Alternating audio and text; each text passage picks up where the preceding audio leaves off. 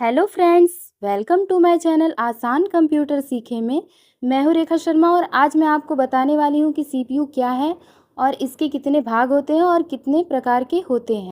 तो फ्रेंड्स, जैसे हमारे शरीर को चलाने के लिए ब्रेन की ज़रूरत पड़ती है, वैसे ही कंप्यूटर को चलाने के लिए सीपीयू की ज़रूरत पड़ती है। सीपीयू को कंप्यूटर का ब्रेन कहा जाता है। आज इस वीडियो में हम इसके बारे में डिटेल में जानेंगे।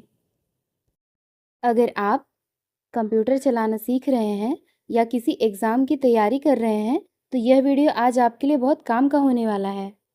वीडियो को लास्ट तक ज़रूर देखिएगा। तो चलिए बिना देरी किए चलते हैं कंप्यूटर स्क्रीन पे। सबसे पहले देखेंगे कि सीपीयू क्या है। सीपीयू का पूरा नाम होता है सेंट्रल प्रोसेसिंग यूनिट।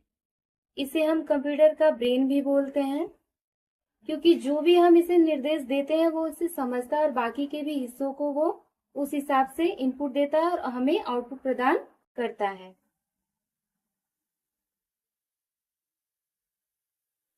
ज्यादातर लोग इसे ही सीपीयू समझते हैं आमतौर पे, लेकिन मैं आपको जानकारी के लिए बता दूं कि सीपीयू जो होता है कुछ इस तरह से दिखता है। इसे कैबिनेट कहते हैं। जो सीपीयू होता है वो कैबिनेट के अंदर ही होता है और मदरबोर्ड से अटैच होता है।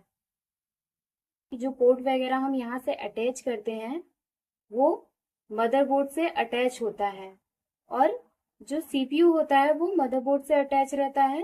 तो जो भी हम यहाँ से अपने जो इनपुट डिवाइस से इनपुट जो भी देते हैं, तो ये जो होता है वो उसमें प्रोसेस होता है और फिर हमें आउटपुट मिलता है। उसके बाद देख लीजिए कि प्रोसेस क्या होता है, ये प्रोसेस कैसे करता है।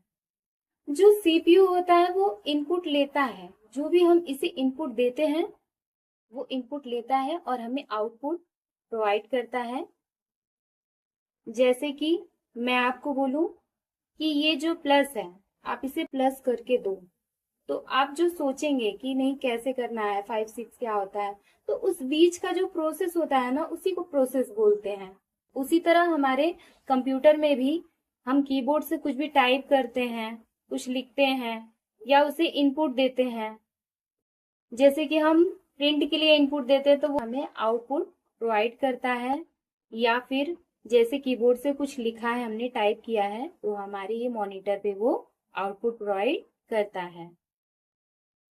सिंपल सा समझिए कि जो भी हम उसे निर्देश देते हैं, जो भी इनपुट देते हैं और वो हमें आउटपुट प्रोवाइड करता है, उसके बीच का जो सफर होता है वो उसी को ही प्रोसेस कहते हैं।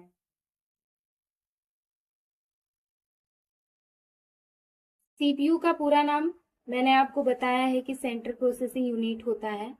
ये ज्यादातर क्वेश्चन आता है एग्जाम वगैरह में कि इसका फुल फॉर्म क्या है, और सीपीयू को कंप्यूटर का ब्रेन कहा जाता है। ये सारे क्वेश्चन आते हैं क्योंकि ये कंप्यूटर का मेन पार्ट होता है। इसके बिना कंप्यूटर को चलाना संभव नहीं है। अब देख लीजिए कि सीपीयू के मुख्य भाग कौन कौन से होते हैं। तो सीपीयू के जो मुख्य भाग हैं वो दो हैं। एक है एएलयू, इसका फुल फॉर्म है अर्थमेटिक लॉजिक यूनिट, और सेकेंड है सीयू, इसका फुल फॉर्म है कंट्रोल यूनिट। तो पहला देख लेते हैं।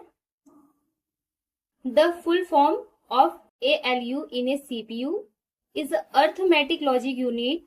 It is a core internal circuit inside the central processing unit that handles math and decisions making tasks. Arithmetic operations runs basic math like additions, subtractions, multiplication and division. Logic operations handles logic checks like and or not and comparing if numbers are greater or less than each other. आप इसे इस तरह से समझिए कि arithmetics जितने भी गणितीय कार्य होते हैं वो इसके अंतर्गत आते हैं, जैसे कि plus, minus, multiple and division. ये सारे जो होते हैं इसी के अंतर्गत आते हैं। और लॉजिक का हो गया मतलब जैसे कि एंड और not, less than, greater than, percentage, ये सब जो होते हैं ये सब भी इसी के अंतर्गत आते हैं। दूसरा है CU। इसका फुल फॉर्म है कंट्रोल यूनिट। इसे कंट्रोल यूनिट इसलिए कहते हैं कि जो भी कार्य हम कंप्यूटर के अंदर करते हैं वो सबको कंट्रोल करता है। इसका काम है उन सारी चीजों को कंट्रोल करना, और ये इस मेमोरी को भी कंट्रोल करता है। हम कोई भी काम करते हैं, जैसे किसी भी सॉफ्टवेयर पे काम कर रहे हैं, जैसे कि कोई सॉन्ग ही बजा रहे हैं या प्रिंट कर रहे हैं या MS वर्ड पे काम कर रहे हैं, कोई भी सॉफ्टवेयर पे काम कर रहे हैं, तो वो सारी चीजों को कंट्रोल करने का काम इसी का होता है। उसके बाद है CPU कितने प्रकार के होते हैं। तो CPU को कोर के हिसाब से डिवाइड किया गया है, जिसमें पहला है सिंगल कोर CPU। यह सबसे पुराना प्रोसेसर है जो एक समय में सिर्फ एक ही काम कर सकता है। अगर आप MS वर्ड पे काम कर रहे हैं और अगर आप चाहते हैं कि MS एक्सेल पे काम करना, तो आप इसमें नहीं कर सकते, क्योंकि ये एक सिंगल कोर CPU है। तो आप एक सिंगल सॉफ्टवेयर पे ही काम कर सकते हैं, एक टाइम में एक ही सॉफ्टवेयर पे काम कर सकते हैं।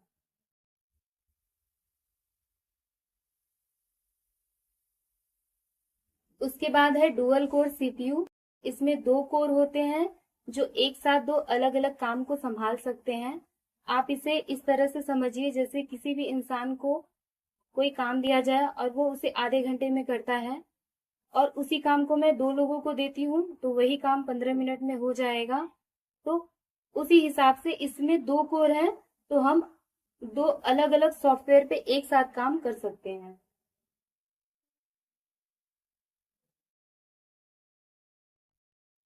तीसरा है क्वैड कोर। इसमें 4 कोर होते हैं जो गेमिंग और वीडियो एडिटिंग जैसे भारी कामों के लिए यूज होता है।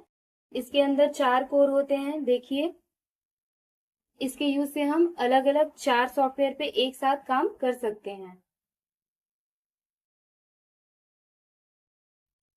उसके बाद है हेक्सा कोर CPU। इसमें 6 कोर होते हैं जो कि सामान्य से ज्यादा तेज गति से कार्य करता है।